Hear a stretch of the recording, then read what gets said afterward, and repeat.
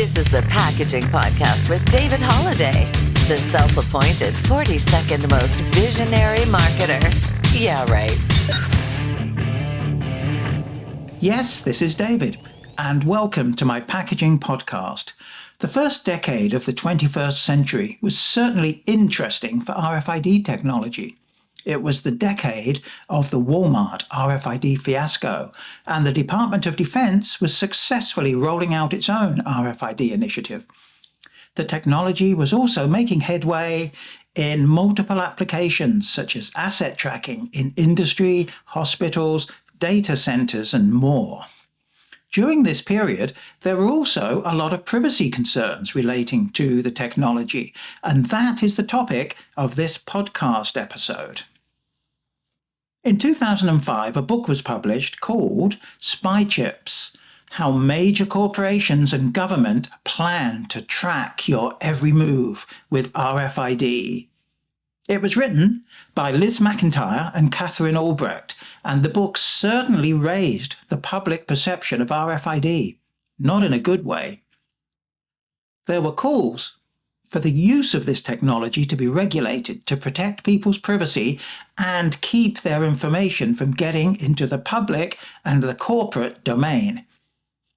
These ideas led to some of the states to look at implementing their own rules to govern RFID. In New Hampshire, a bill was introduced by the House Commerce and Consumer Affairs Committee under House Bill HB 478. A hearing on this bill was scheduled for March the 9th of 2009, and I was invited to take part by the standards organisation EPC Global. I have to say, this was a really interesting experience, and a number of people got to speak, both from the RFID and automatic identification industry, and from privacy groups opposed to RFID. The sponsor of the bill, Representative Neil Kirk, turned out to be in a relationship with SkyChips author Catherine Albrecht, who also took part in the hearing. Representative Kirk started the hearing by actually reading some sections from the SpyChips book, which was quite entertaining. He also detailed some of the bill's provisions, such as ensuring that all items with an embedded RFID chip had to be marked to show that was the case. This would need to show the frequency of the tag and what the data structure was. He mentioned that within 10 years, the technology would exist to remotely be able to track people with or without their knowledge. Another provision of the bill was that there had to be a means in every retail establishment to disable any RFID tags on items that they sold. His main argument for the need of the bill is that unauthorized RFID tag scanning is intrusive and violates people's privacy. After Kirk's introduction, a number of other people had the opportunity to speak either for or against the bill. One lady testified she was afraid people would be able to use RFID technology to track her children. Obviously, this wouldn't have been possible with the RFID technology at that time. They could certainly do so using AirTags and similar devices today. A lady from HID Global spoke in opposition to the bill.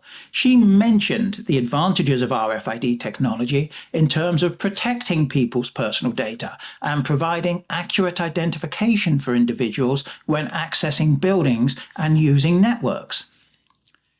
A lady representing the Retail Merchants of America also spoke against the bill. She pointed out that the EPC-type tags that were being promoted for use in retail didn't pose any kind of the threat that had been mentioned so far in the meeting. Next, a representative from EPC Global spoke of the organization's concerns about privacy, but also pointed out that the one-size-fits-all approach, as mandated in the New Hampshire bill, wasn't a very good approach to trying to fix this kind of problem. RFID technology is still developing, he said, and solutions will need to be found as the technology matures, ideally not on a state-by-state basis. When it was my turn to speak, I discussed how RFID technology was still at an early stage and that the EPC tags that were being used in retail applications didn't contain anything that could identify an individual. They were simply the electronic version of the familiar UPC barcodes. The tags had a read range of only a few feet and, quite honestly, often didn't work at all. There was certainly a need for privacy standards, but this needs to be done on a national level rather than individual states each having their own rules, which would cause chaos for manufacturers and retail companies. Bob Peace, who I believe is now at Avery Dennison, pointed out that the current level of our RFID technology meant that the dire predictions in the Spy Chips book were not going to happen in the near future. So the final speaker at the hearing was none other than Spy Chips author Catherine Albrecht. She came up with some, quite frankly, rather bizarre reasons as to why RFID technology needs to be regulated. One of these was that somebody could embed RFID readers in the road and determine the size of her underwear by reading the RFID tag stitched into them as she drove past. I kid you not. She also mentioned RFID-enabled video cameras being used to track unfaithful spouses. Since Miss Albrecht spoke at the very end of the meeting, there was no opportunity for anyone to question her comments, and they were certainly quite entertaining, if nothing else. So looking back over the years, what was the result of all of this? Honestly, the bill came to nothing. It just disappeared among many other state-level bills that are produced every year. It faded away and probably never thought about again. I've not heard anything about Catherine Albrecht for years, although her Spy Chips book can still be purchased from Amazon for anyone wanting to read it. But as it happens, time has shown she wasn't completely out of line in her thoughts. As Edward Snowden and others have shown us, the US government certainly is or has been tracking what we do, where we go online, our phone calls and our movements using technology provided by major corporations. And the Chinese government is often accused of doing the same thing with TikTok. Using devices such as AirPods does allow our children, and indeed ourselves, to be tracked in real time. So a lot of Catherine's ideas from way back in time did actually happen in the end.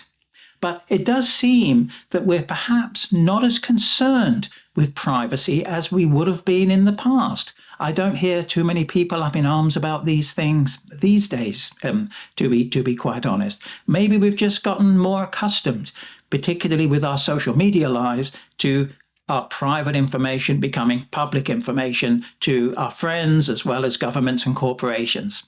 Interesting stuff. Thank you for listening to this Everything Packaging podcast. Look out for another episode soon, and if you're in the industry and you have an interesting topic you'd like to discuss, maybe you'd like to take part in a future episode, contact me, david@packagingnews.net. Thank you so much and have a great day.